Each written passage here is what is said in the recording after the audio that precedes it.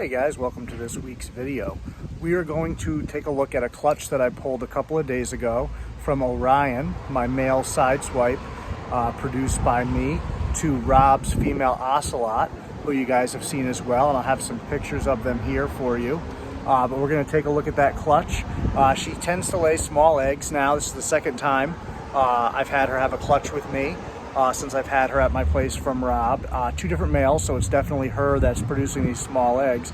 So take a look and see what we've got. Stay tuned.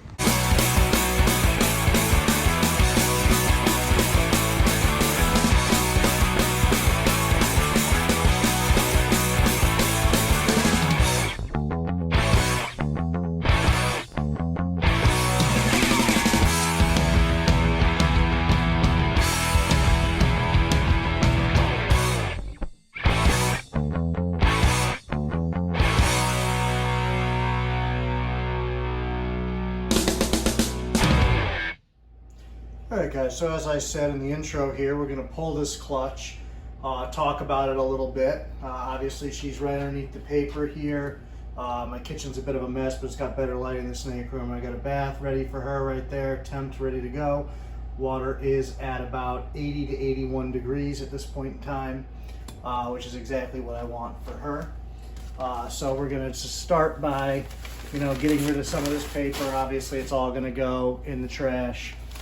Even though there's nothing on it, doesn't matter because we're going to scrub this whole enclosure down in order to remove that egg smell off of her and get her back to feeling comfortable. Now she does have stuck shed, which you will see, but I tend to not really worry about that when it comes to pre-lay sheds. These eggs are very, very small, as you can see, and this is the second clutch that she's had here. This is Rob's ocelot female.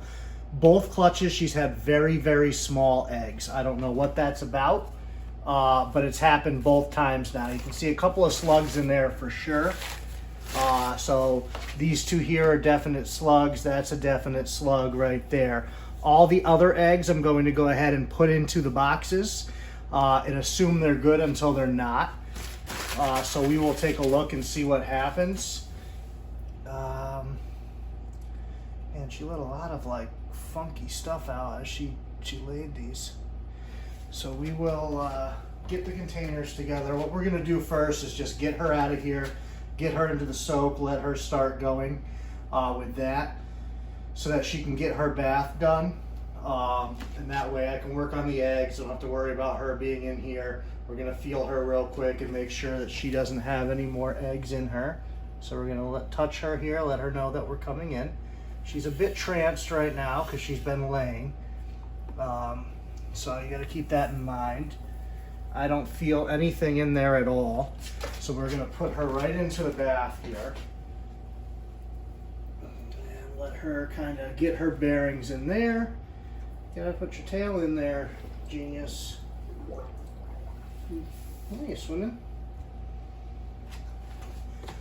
So you'll see, when the water temperature is proper, they're very comfortable going in there. She might come out, but she's not freaking out, or, a lot of times you'll see if the temperature is too warm, especially, that they just want to get the hell out of there right away.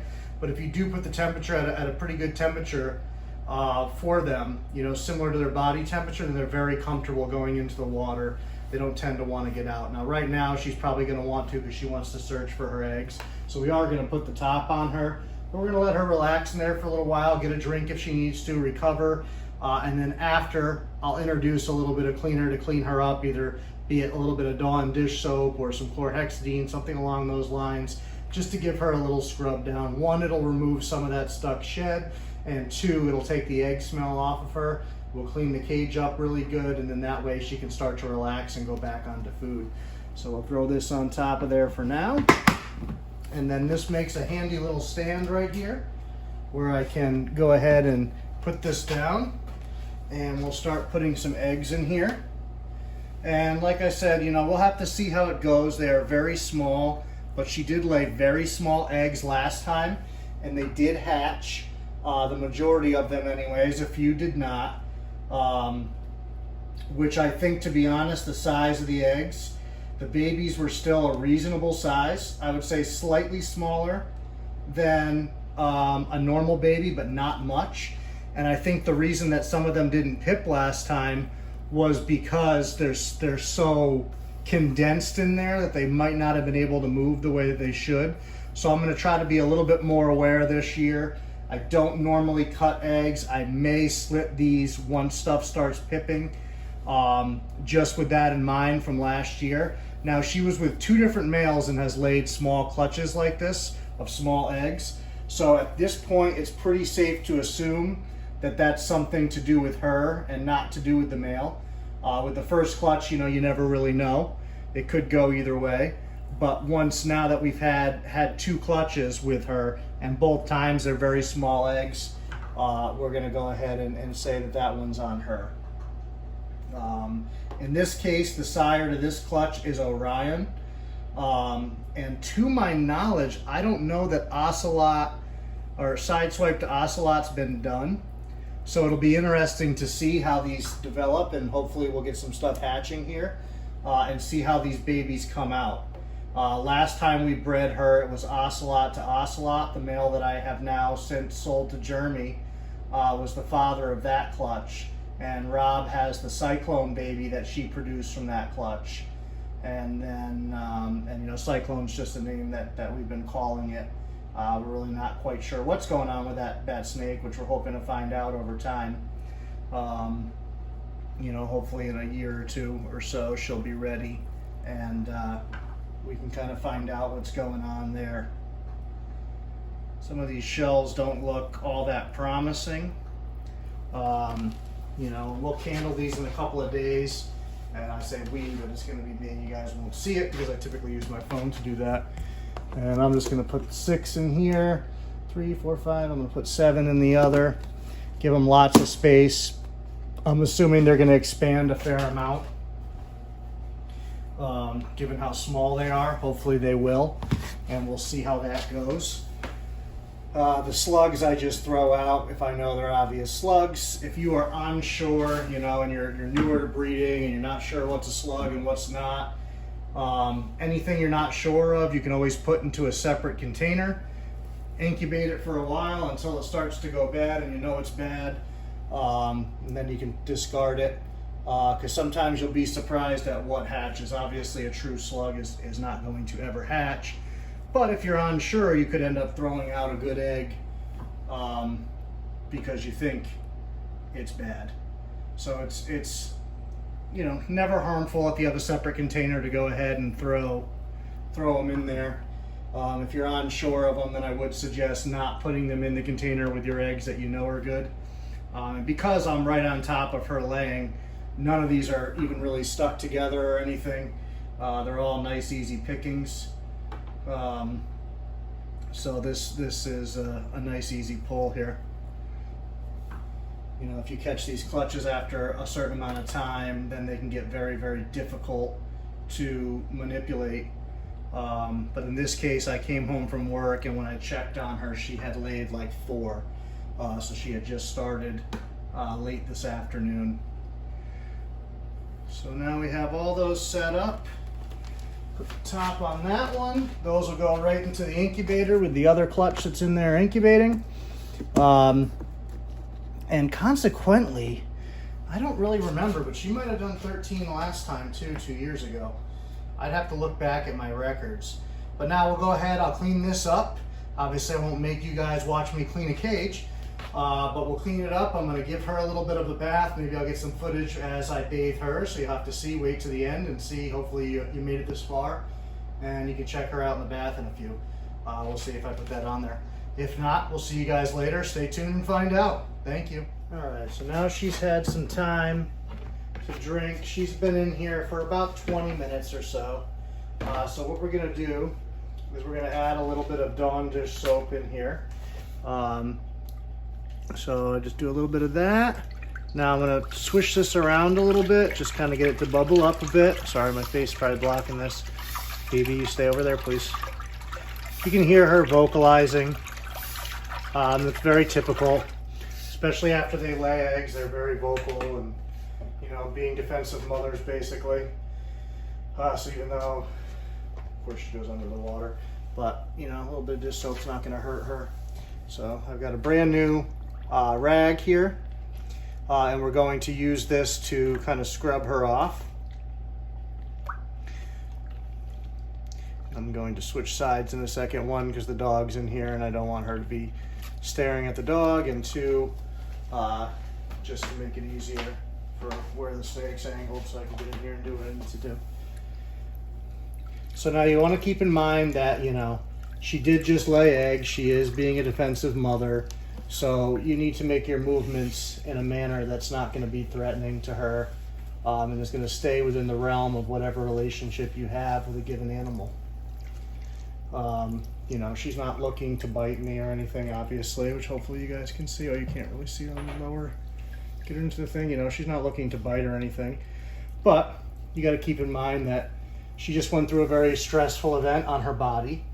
And so you need to be aware of that and be gentle with her. You know, reassure her if need be in whatever way, you know, your relationship has had you reassure her in the past. Every animal's going to be different. Every animal's going to handle these things differently. You know, so right now my goal is just to kind of clean the egg smell off of her. Doesn't have to be a really long process. The one thing I did forget is a towel. So you can see now she's kind of done with this whole thing, but she's still not being rude or doing anything wrong. She's just kind of done with the bath. So I need to go get a towel. Well, honestly, let me just wring this out and I can just kind of use this for right now. Oh, hang on, darling. We'll get you squared away here.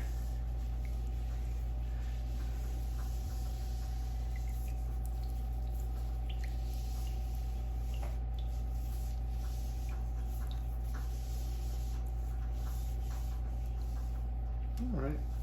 Still hear the rain outside. But yeah, this is a nice moment too to spend with your animal, you know. Just double checking, make sure I don't feel anything in there. The size of her eggs makes it more difficult than most snakes. Most snakes, it's pretty easy to tell when they're empty, but in her case, because the eggs are so damn small, it's a little bit harder. And of course, you got to remember they're more slippery now. I know, I'm trying to get some paper towels. A little extra dry job here. So I'm just gonna run her through some paper towels, get her a little extra dry. I got her cage right over here ready to go, all cleaned up. So we'll put her back in. She's gonna be a little racy and agitated, which is perfectly fine. So we're just gonna put her back in here. I've got to do her water yet, which I will do later. Obviously, she was just soaking, so it's not like she immediately needs water at this moment. I'll get her cage set back up, and then I'll pop in there a little bit later once she settles and fill her water up. Unless I have, you know what? If she's going to stay for a minute, I'll just do it right here at the sink.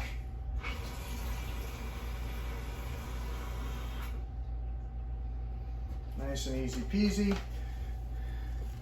So we will set her back up in the room. She still has a decent amount of weight on her. She's not overly thin. We got a little bit of that stuck shed off.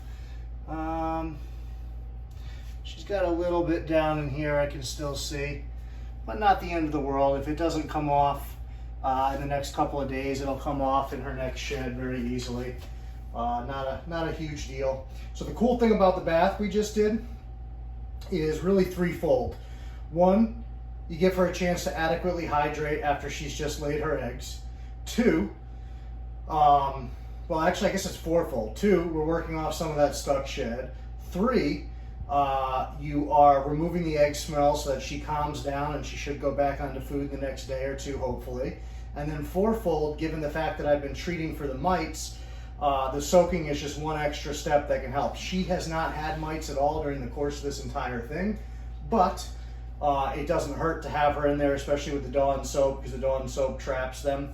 Now, I didn't leave her soaking in the Dawn for very long, so it wouldn't have done a whole hell of a lot if she did have mites.